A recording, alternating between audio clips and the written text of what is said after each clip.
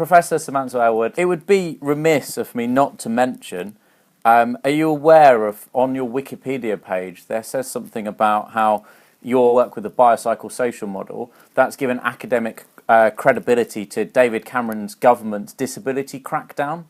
The answer is no. I didn't know this was on the my Wikipedia page, and I shall try to see that it's taken off, because that is a gross exaggeration of a link between my basic psychosocial research, which is to help people with disabilities. Yeah. The whole point of the work that I did in the early 1990s was to actually develop a test, which is no longer used now, whereby one looked at one's person's mental condition within a wider context and used questions that they were able to answer, which we had tested with a panel of more than 100 people, and where we had tested in a controlled trial of 16,000 participants, voluntary participants who had disabilities, and we had checked that these were the sort of issues that one needed to ask: lack of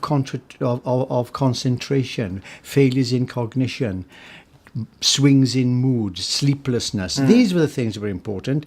Whether or not you can walk up and down stairs is really irrelevant to the assessment of psychiatric disability, if I could use that phrase.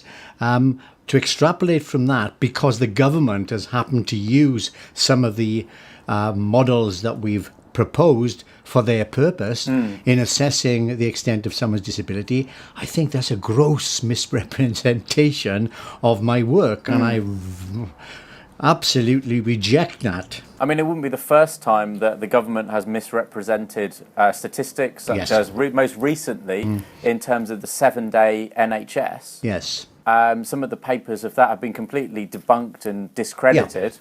In the social media age, it's almost as if journalistic credibility is not required. It's no longer a prerequisite. However, the reputational damage that can happen to people's careers can still be catastrophic.